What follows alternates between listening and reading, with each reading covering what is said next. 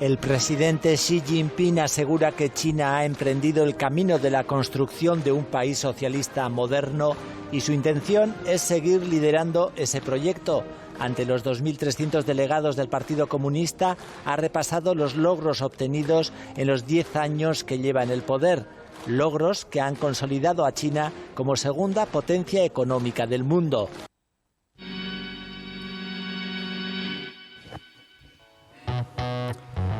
La política de la apertura y la reforma de Deng Xiaoping era un intento de que la burguesía nacional progresista pudiera estar controlada dentro de los límites del Partido Comunista de China para el país, pero permitiendo su desarrollo como potencial motor económico de China. El control estatal nunca se pone en cuestión, por lo que no rompe con Mao en ese sentido, pero sí se abre al exterior para lograr el desarrollo chino hasta que lograse su propia tecnología. Estos supuestos afectarán a la forma en la que Xi Jinping logra ver la tecnificación y la diplomacia comercial, especialmente en el contexto de la guerra comercial y del salto de la exportación hacia el mercado interno. Por todo ello, fue muy útil la deslocalización de empresas extranjeras en China, la conformación de grandes conglomerados chinos y la apertura controlada que sería modulada por Jiang Zemin años después. Xi Jinping trataría de poner el foco en los excesos resultantes de esta política que fomentó la conformación de gigantes mercantiles, especialmente en el sector tecnológico, como pueden ser las prácticas monopolísticas o las pretensiones bursátiles en el extranjero. Pero esto lo dice Alejandro López, analista de política internacional y coordinador de Descifrando la Guerra. Esto es absolutamente clave para entender los desafíos de China como país que aspira a sustituir a los Estados Unidos como primera potencia.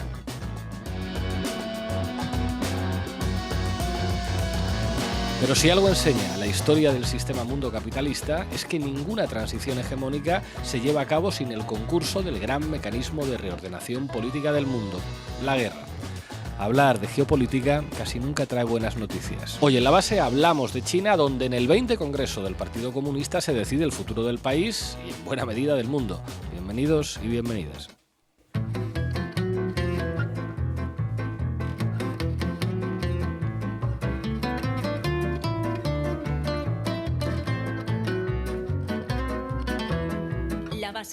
De lunes a jueves en Público. Bueno, hoy en La Base hablamos de China, donde se celebra el 20 Congreso del Partido Comunista, donde se están discutiendo temas cruciales no solamente para el presente y futuro de China y Asia, sino para el conjunto del mundo. Sara Serrano, nuestra matemática, nos va a traer datos muy interesantes sobre la situación de China y sobre este Congreso. ¿Qué tal, compañera? ¿Qué tal, Pablo? Buenas tardes. Manu Levín nos va a hablar hoy de un marco que se ha impuesto en todos los medios occidentales. Parece que todos quieren comparar a Xi Jinping con Mao Zedong. ¿Por qué será esto? ¿Qué tal, Manu? Así es, luego lo veremos. ¿Qué tal, Pablo? Ina Finogénova, en Pa' qué me invitan, nos va a traer, como siempre, información muy interesante sobre las relaciones de China con el mundo y su política exterior. ¿Qué tal, compañera? ¿Qué tal, Pablo? Todo bien. Y hoy, para terminar en nuestra mesa de análisis, vamos a contar con Ander Sierra, analista de Descifrando la Guerra y coautor de La nueva era de China, la gran estrategia para el sueño de Xi Jinping. Con él podremos analizar algunas cuestiones claves sobre lo que se habla en este congreso y podremos preguntarle sobre muchas cuestiones que se nos escapan sobre China. Así que con este programa tan cargado, arrancamos, Lolo. La base de datos. Buenas tardes, Sara Serrano, medianoche en Pekín. ¿Qué tal, Pablo? El pasado domingo 16 de octubre, ayer, el Partido Comunista de China comenzó su 10º congreso.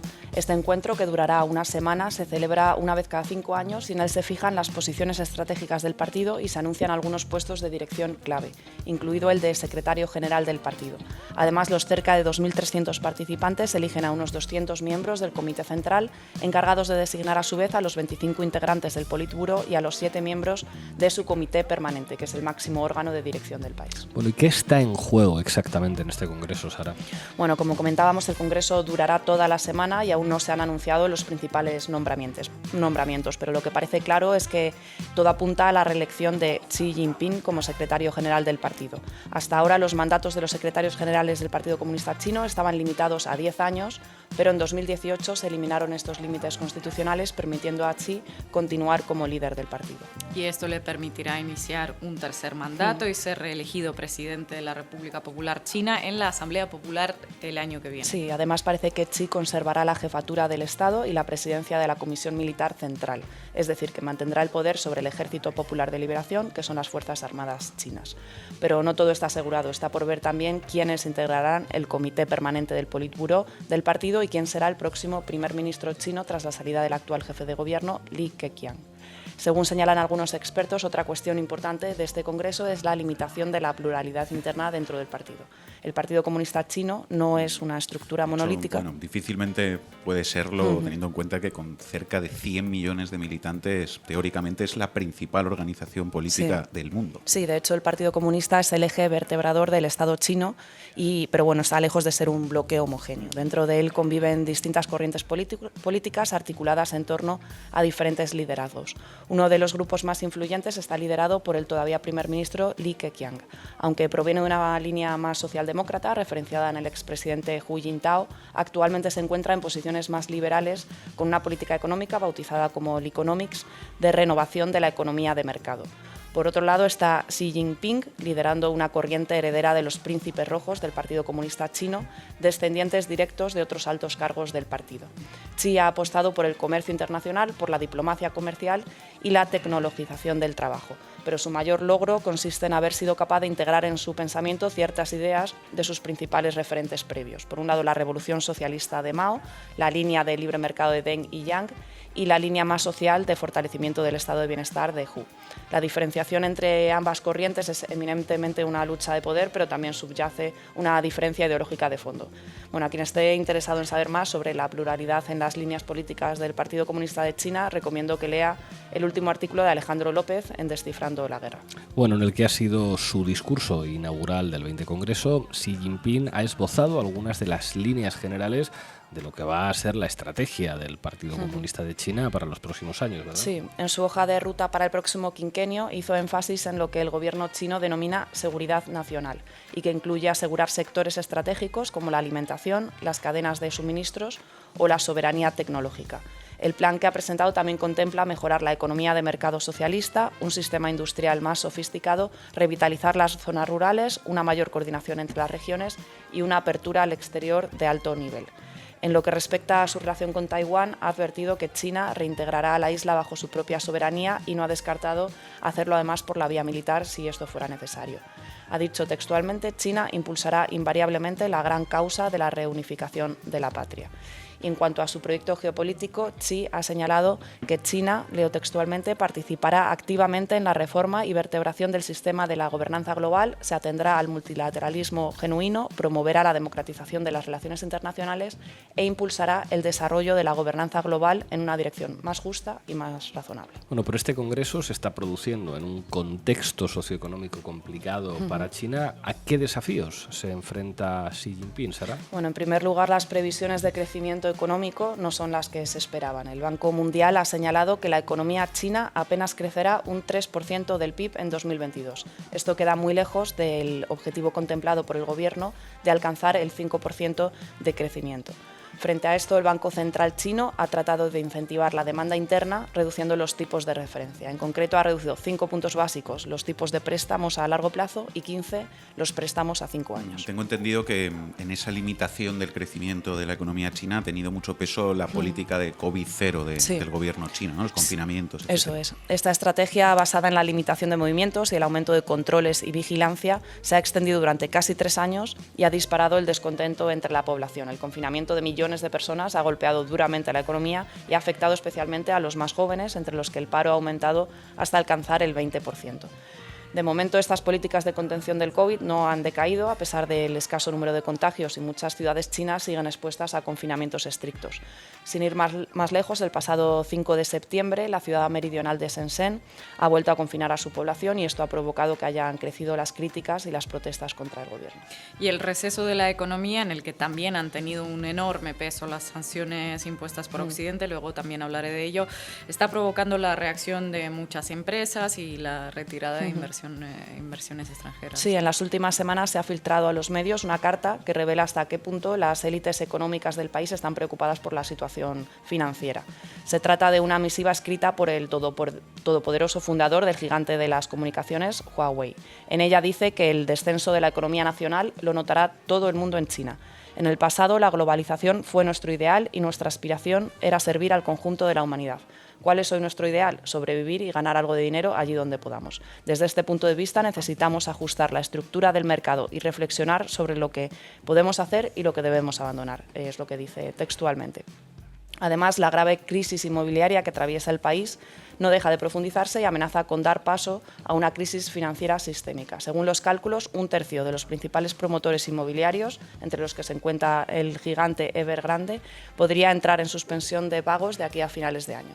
Hasta ahora, más de 2 millones de viviendas ya vendidas se han dejado sin terminar y cerca de 1 millón de propietarios han dejado de pagar sus préstamos. Esto es muy relevante porque el sector inmobiliario representa el 30% del Producto Interior Bruto en China. Y China es la segunda potencia económica mundial después de los Estados Unidos, si no la primera ya en muchos aspectos. Claro, imagínense lo que podría representar que estallara la burbuja inmobiliaria en China. Estaríamos hablando de una crisis financiera global, lo que nos faltaba ya. Gracias, Sara. A ti.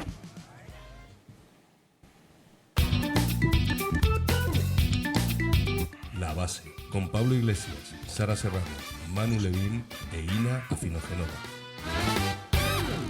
Manu, háblanos de Mao. Vamos con ello. Vamos a fijarnos brevemente en qué están diciendo los medios de comunicación occidentales sobre este acontecimiento político en China. Mete cabecera, Lolo. Titulares al banquillo. Bueno, como adelantabas ya desde el principio, la cobertura que están haciendo los medios internacionales sobre este asunto puede resumirse básicamente en una frase, en un marco mental. Dale al play, por favor. En los próximos días se espera que sea confirmado para un tercer mandato. Así se consolidaría como el líder más poderoso de China desde Mao. El líder más poderoso desde Mao.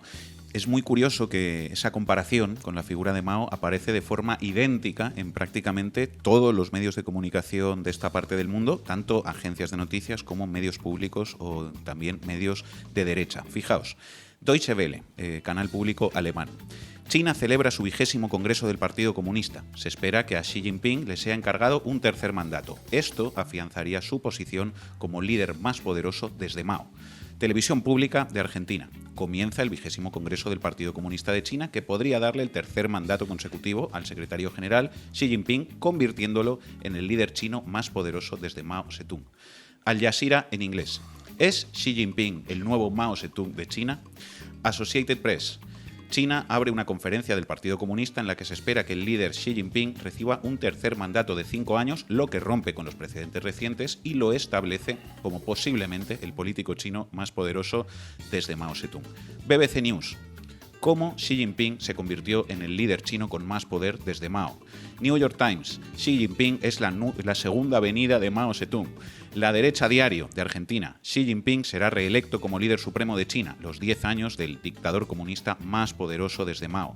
La Gaceta de la Iberosfera. Arranca el 20º Congreso del Partido Comunista de China, donde se marcará la política del país comunista de los próximos 5 años y que encumbrará a Xi Jinping como el líder más poderoso desde Mao.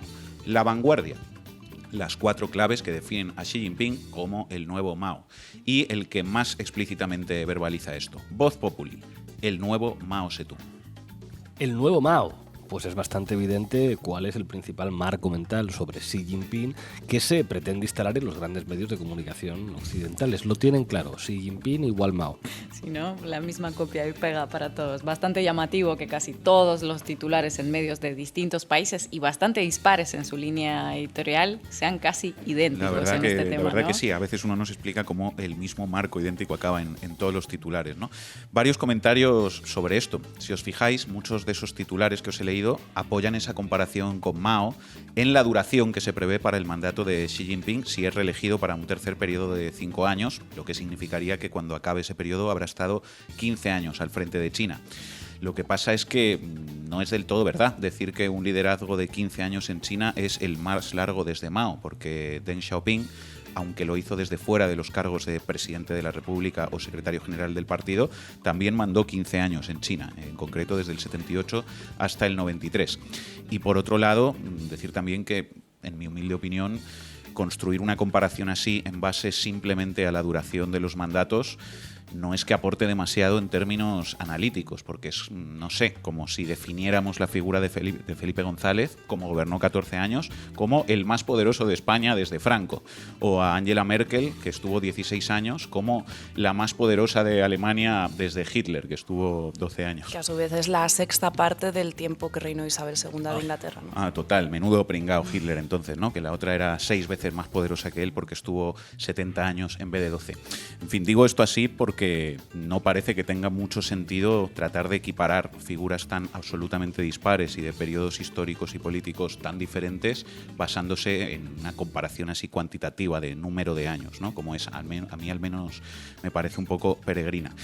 Y la cuestión es que, más allá de los motivos reales que se pudieran aducir en un análisis más profundo para comparar al líder de la Revolución China, Mao, con un tipo como Xi Jinping, que seguro que hay algunos motivos y hay artículos que sí ahondan en eso y son muy interesantes, pero a mi modo de ver, este marco que colocan todos los medios occidentales en sus titulares no expresa ese tipo de análisis riguroso de política comparada, sino todo lo contrario. Es un marco que sirve precisamente para no ahondar en los medios en lo que supone realmente este evento político en China para ese país y para la región y para el mundo, sino que sirve para construir, en lugar de eso, un marco simplón de miedo y de retórica del enemigo en términos civilizatorios. Vuelve Mao.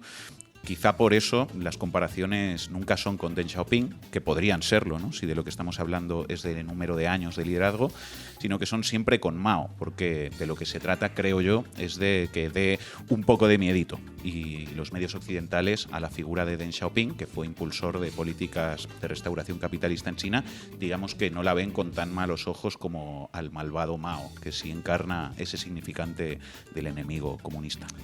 Pues ya lo han visto ustedes, la OTAN señala a China como enemigo y Xi Jinping pasa a convertirse en Mao. Gracias, Manu.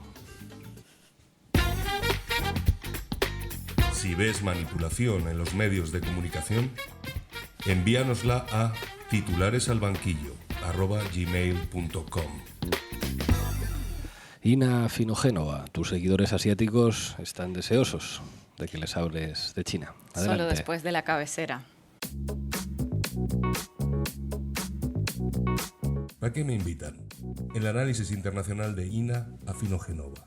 Bueno, hace unas horas el periódico británico Financial Times publicó una noticia sobre lo que suponemos que va a ser la estrategia política de la Unión Europea hacia China en los próximos años. ¿Nos vas a sorprender? No, la verdad, citan un documento interno de la Unión Europea que tienen a su disposición, obviamente, que aconseja a los países de la Unión a endurecer su actitud con China y ver al país como un competidor total.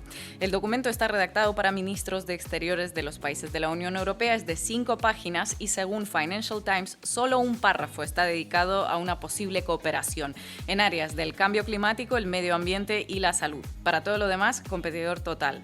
Hasta ahora China era oficialmente considerada como socio, competidor y rival sistémico, pero desde que Estados Unidos inició su guerra económica y diplomática contra China, primero con Trump y ahora con Biden, sorprendentemente ese enfoque perdió vigencia. Digamos que no parece casual que se esté metiendo en los grandes medios de comunicación todo este miedo, ¿no?, sobre lo que es China, Xi Jinping, sí, no parece sobre lo que va a pasar. Casual, nada casual. Parece que se está preparando el terreno para convertir a China en un nuevo espantapájaros, mayor de lo que ha sido hasta el día de hoy. Un espantapájaros que, como recordamos, no ha estado en guerra con nadie en las últimas 6 décadas, no ha impuesto a nadie sus políticas, salvo el concepto de una sola China, que tampoco es que se lo va imponiendo al mundo por la fuerza, simplemente es una condición para tener relaciones diplomáticas con China, pero que pese a todo ello es el desafío para la OTAN desde su última cumbre en Madrid y parece que oficialmente los será también para la Unión Europea. Bueno, será la guerra de Ucrania y la indefinición de China lo que podría explicar ese cambio de visión, quizás. Podría verse como una especie de acelerador, pero en realidad el frenesí antichino tiene ya años. La Casa Blanca lo impulsó en la época de Trump, lo profundizó con Biden y sus fieles aliados parecen seguir sus pasos, y es lo que hay que tener en cuenta siempre que se habla de China, de sus relaciones con países occidentales y de su política exterior, porque si China llega a responder, que no nos pille desinformados. Bueno, luego la lista de provocaciones es grande, y ya lo vimos en el caso de Pelosi en Taiwán. Imaginemos qué es lo que ocurriría si China respondiera en el plano militar alguno de estos acontecimientos. El frente que podríamos tener abierto ya sería inenarrable. Totalmente, vamos a ver. Desde 2018, sanciones a Huawei, líder mundial de la tecnología 5G y de las redes de telecomunicaciones. Sanciones a grandes compañías de telecomunicaciones chinas, todo bajo acusaciones de supuesto espionaje.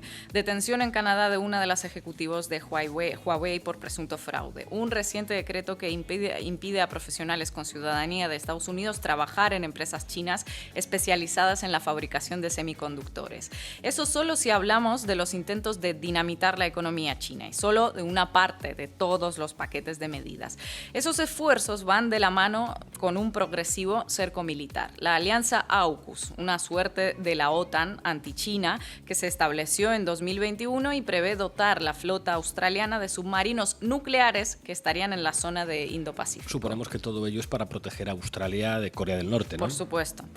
Ahora, la reciente visita de Nancy Pelosi, que ya mencionaste, a Taiwán, otra provocación geopolítica que desde Washington pretendieron disfrazar de algo rutinario que ya había sucedido en otras ocasiones, pero que claramente es una manifestación de intenciones de alejarse de la política de una sola China que estaba vigente desde 1979. Unas semanas después de esa visita de Pelosi a Taipei, la administración Biden ha aprobado venta de armamento a Taiwán por valor de $1.100 millones. Hace un mes, la Comisión de Asuntos Exteriores del Senado dio el visto bueno a una nueva ley sobre la política respecto a Taiwán, Taiwan Policy Act. ¿Qué crees que incluye esa ley? Creo que incluye 4 palabras clave. Organización del Tratado del Atlántico Norte. Sí, integrar la lista en la OTAN en calidad de aliado mayor extra OTAN. Eso supone ejercicios militares conjuntos, créditos para el armamento y hasta la instalación de elementos militares de la OTAN en el territorio del aliado mayor. Y también concederle unos $4.500 millones de ayuda militar durante 4 años. Si bien la ley aún tiene que ser aprobada por el Pleno del Senado y luego por la Cámara de Representantes, tanto demócratas como republicanos parecen coincidir en sus opiniones. Y obviamente todo ello obliga a China a buscar aliados más allá del mundo occidental. Sí, en particular en el sudeste asiático, y no le está yendo nada mal. Le Monde Diplomatique cita al economista estadounidense David Dollar, gran apellido, que afirma que si bien en 2012 Estados Unidos era el mayor mercado para los productos chinos, ahora 10 años después está siendo totalmente sustituido por los países de la Asociación Económica Integral Regional, que es el mayor tratado de libre comercio existente a nivel global que agrupa a países como Vietnam, Malasia, Singapur, Tailandia, además de la propia China o Corea del Sur o Japón. Y es tan grande su intercambio comercial con China que, según ese experto, la habitual política de Washington de presiones, lo de si sigues con ellos no podrás estar con nosotros, no funciona en este caso. En el plano diplomático, China se está aliando también con países de Asia Central, Kazajistán, Uzbekistán, Kirguistán, Tayikistán, los países postsoviéticos en los que China está intentando disputar la influencia de Rusia, por cierto. A principios de septiembre se celebró la cumbre de la Organización de Shanghái, que reúne a esas 4 repúblicas, a Rusia, China, la India y Pakistán como miembros permanentes, y a Azerbaiyán, Armenia, Turquía, Mongolia y otros en calidad de observadores. Nombro tantas organizaciones y alianzas porque estas son, para China, la manifestación de un nuevo orden internacional libre de dominación occidental que China, lógicamente, intenta construir. La pregunta que sobrevuela, ¿no?, aquí un poco es si lo construye proactivamente con un afán imperialista porque quiere dominar el mundo, ¿no? Que es un poco lo que sugieren los grandes medios de comunicación de este lado del mundo, o si lo hace porque estaría siendo empujada a ello, como se ha dicho también en otros momentos históricos. Sí, es interesante. Respecto a Rusia. Sí, es interesante esta pregunta, es lo que hay que analizar. ¿Quién tiene más papel en la construcción de ese nuevo orden mundial? Porque si te imponen sanciones económicas para derrumbarte empresas enteras políticas bajo pretextos que ya podrían empezar aplicando a sí mismos también, ya que estamos. Si te clasifican como desafío a la seguridad a nivel oficial, si intentan violar un acuerdo que ellos mismos firmaron hace más de 4 décadas sobre tu integridad territorial, si todo eso viene acompañado de los siempre sosegados análisis periodísticos que van inclinando la opinión pública a favor de que eres la nueva amenaza, amiga, date cuenta, hay que buscar otros socios, claramente, y en esas han estado y esa es la política con la que van a continuar. A China no le ha ido nada mal en el mundo globalizado, su milagro económico se explica por ello, con lo cual el viejo orden mundial no parecía molestarle. Ahora, si el viejo orden mundial la empieza a expulsar, pues tocará liderar la construcción de uno nuevo. No va a quedar otra. Gracias, compañera. La Base, con Pablo Iglesias, Sara Serrano, Manu Levín e Ina Afinogenova. Bueno, estamos ya en mesa de análisis. Nos acompaña Ander Sierra, coordinador de Descifrando la Guerra, coautor de La nueva era de China, la gran estrategia para el sueño de Xi Jinping. Muchísimas gracias por atender a La Base, Ander. Hola, buenas. Muchas gracias a vosotros por invitarme. Primera pregunta, Ander. ¿Qué es lo más importante que se decide en este 20 Congreso del Partido Comunista de China? Pues en este congreso se decide básicamente, así simplificando un poco, el próximo Comité Central. El Comité Central será el que se encargue en su primera sesión plenaria, cuando acabe el congreso, en elegir pues, al Politburó permanente y al secretario general. No obstante, si bien es un proceso institucionalizado dentro del partido, generalmente los nombres más importantes que van a ocupar los principales órganos de liderazgo, digamos que ya están elegidos previamente, ¿no? Muchas veces estos nombramientos se dan en los pasillos y no en estos grandes actos como es el Congreso. No obstante, como ya habéis comentado vosotros, hay muchos puntos importantes a tener en cuenta sobre este Congreso, por ejemplo, el tercer mandato de Xi Jinping, la posible violación de normas internas por parte de Xi Jinping y muchas otras cosas que seguro comentaremos. Manu. ¿Qué tal? ¿Cómo estás, Sander? Hemos visto que hay como una comparación recurrente que aparece en todos los titulares de todos los medios entre la figura de Xi Jinping y la figura de Mao. ¿Tú por qué crees que se está haciendo esta comparación? O, digamos, ¿qué elementos reales hay para bueno, poder investigar ambas figuras desde esa perspectiva, más allá de la intención con la que lo hacen los grandes medios, que yo creo que es otra, diferente? Pues sí, yo estoy un poco bastante a favor, digamos, de lo que has comentado tú, Manu. Me parece que comparar a Mao Zedong con Xi Jinping es demasiado reduccionista, no ayuda a explicar la China actual.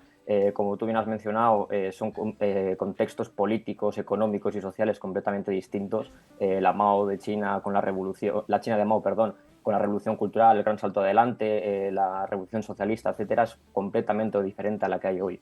Sí que es verdad que hay ciertos matices o ciertas políticas que se están viendo en Xi Jinping que recuerdan a las que se aprobaron por Mao Zedong. No obstante, recordar esas políticas y ser las mismas políticas que durante el periodo de Mao Zedong, pues hay un paso bastante amplio, ¿no? Por ejemplo, estamos viendo como el culto a la personalidad en torno a Xi Jinping se ha ampliado bastante. Hay casi una adoración de Xi Jinping en los medios de comunicación, en la prensa china, en los documentos oficiales de China, etcétera. Pero eso, que mencionar o comparar ambos dirigentes me parece eso, muy como simplificar demasiado lo que es China y lo que es la política interna china. Ina. También vemos en medios occidentales el acento que ponen a lo que ha dicho Xi Jinping, ¿no? Que no renunciaría a usar la fuerza en Taiwán. ¿Hasta qué punto eso es real, en tu opinión?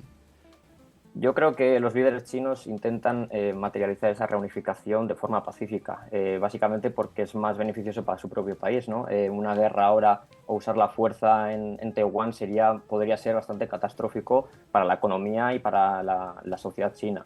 No obstante, yo sí considero que en Pekín se guardan esa opción de utilizar la fuerza, de llevar a cabo una invasión o un bloqueo a la isla. No obstante, pienso que es una opción muy lejana, que primero van a intentar llevar a cabo esa reunificación de otras formas, ¿no? De una forma pacífica, si bien utilizando la coerción, porque si no va a ser imposible, está claro, pero eso, que tampoco considero que decir que China va a invadir Taiwán próximamente, sí o sí, me parece también, como he mencionado antes, una afirmación muy simplista que no ayuda a explicar las tensiones que se viven en el estrecho. Sara. Hola, ¿qué tal, Ander? Encantada de saludarte. Yo te quería preguntar por la relación que puede mantener Europa y en concreto Alemania como país que ostenta la dirección política y económica de la Unión con China, una vez que, como vimos, la última cumbre de la OTAN en Madrid señaló precisamente a China como una amenaza. Pues la relación de Alemania con China es bastante interesante y ayuda a entender también la relación de la Unión Europea con China. Alemania depende en gran medida de las exportaciones y del comercio con el gigante asiático. No obstante, debido al contexto actual que estamos viendo en Europa, con la guerra en Ucrania y con que se está poniendo también en duda, ¿no?, ese concepto de globalización y de interdependencia económica, yo creo que sí que es posible que en un futuro Alemania, el gobierno alemán y los empresarios alemanes intenten reducir esa dependencia de alguna forma. China, por su parte, evidentemente, esta interdependencia le interesa porque puede formar parte de un mecanismo de presión o de influencia en la Unión Europea. Ander, acabas de decir que de alguna manera la guerra ruso-ucraniana estaría redefiniendo hacia el futuro al menos las relaciones de la Unión y en particular de Alemania con respecto a China. Los medios de comunicación occidentales han tratado de presentar a China como una suerte de aliado de Putin. Sin embargo, da la impresión de que su papel estaría siendo mucho más pasivo de lo que cabía imaginar si atendemos a cómo se había hecho el retrato mediático de China. Sí, se está exagerando mucho el papel que puede tener China en la relación con Rusia. Moscú y Pekín son aliados, eso está claro. Ambos tienen muchos intereses comunes en el sistema internacional. Uno de ellos, socavar ese liderazgo estadounidense en el sistema que precisamente Washington ha liderado y encabezado durante las últimas décadas. Pero sí que es verdad que en esta guerra estamos viendo cómo Pekín intenta mantenerse en un segundo plano. No le interesa meterse en el conflicto porque eso podría ser perjudicial para el país. Como antes he mencionado, que con Taiwán van a buscar una reunificación pacífica por las posibles consecuencias que pudieran tener las sanciones que aplique Occidente, ahora también estamos viendo ese caso, ¿no? China ahora mismo está intentando desarrollarse económicamente en un contexto en el que la ralentización económica es la nueva norma, está intentando liderar el sector tecnológico mundial a pesar de las sanciones occidentales. Entonces, apoyar directamente a Rusia en un conflicto bélico no favorecería esos objetivos de Pekín. No obstante, también hay que decir que a China tampoco le interesa que Rusia se debilite mucho militar, económica y políticamente, porque, como he mencionado, son aliados y Moscú es el principal aliado de China, ¿no? Entonces, tampoco le interesa que Moscú pierda drásticamente en Ucrania, porque si no se quedaría, digamos, sin su principal aliado y sin su principal socio en la región y en el mundo. Manu. Citaba antes, Sara, unas palabras del fundador de Huawei que decía que en el pasado la globalización fue nuestro ideal y nuestra aspiración era servir al conjunto de la humanidad, pero que hoy estamos en una situación diferente. Hay quienes están planteando que lo que estamos viviendo hoy sería algo así como un proceso de desglobalización tras varias décadas de globalización capitalista que fue impulsada por Estados Unidos tras la caída de la URSS, pero que habría derivado décadas después en una situación en la que Estados Unidos habría dejado de ser la potencia que más se beneficia de ese mercado globalizado en beneficio de China y de Asia, y que por lo tanto actualmente habría un interés por parte de Estados Unidos, que se estaría viendo en lo que está pasando a raíz de la guerra en Ucrania, por romper las relaciones entre Europa y Asia y por, digamos, revertir la globalización y volver a una geopolítica de bloques como forma para mantener su propia hegemonía, ¿no? ¿Tú cómo ves esto? Y si crees que en este congreso de alguna manera China está asumiendo algo así como el fin de la globalización y la necesidad de buscar un bloque diferente, pues, a nivel comercial, a nivel económico.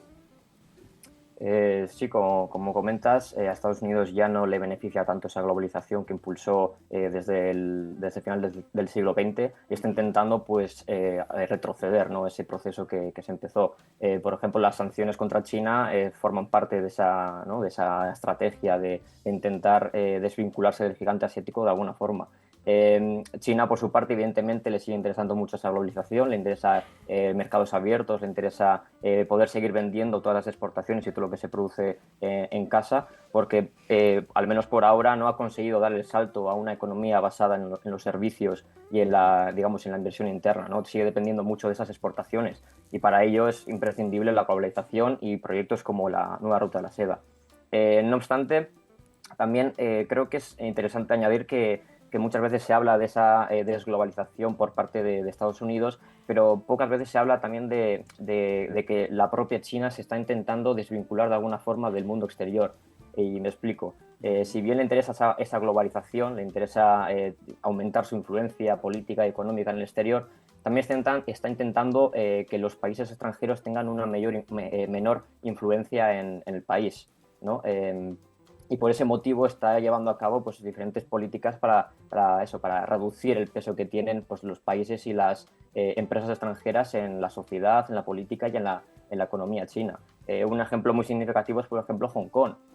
Hong Kong es una ciudad muy importante de China, pero también era, digamos, como la ciudad más libre del país, ¿no? En el que las ideas occidentales podrían entrar y podrían influir en la opinión pública y en la élite política de esa ciudad. Entonces, también con las medidas que se introdujeron en 2020, lo que se consigue es aplacar esa opinión, aplacar el sentimiento más antichino y controlar la ciudad para evitar que la influencia extranjera se aumente, ¿no?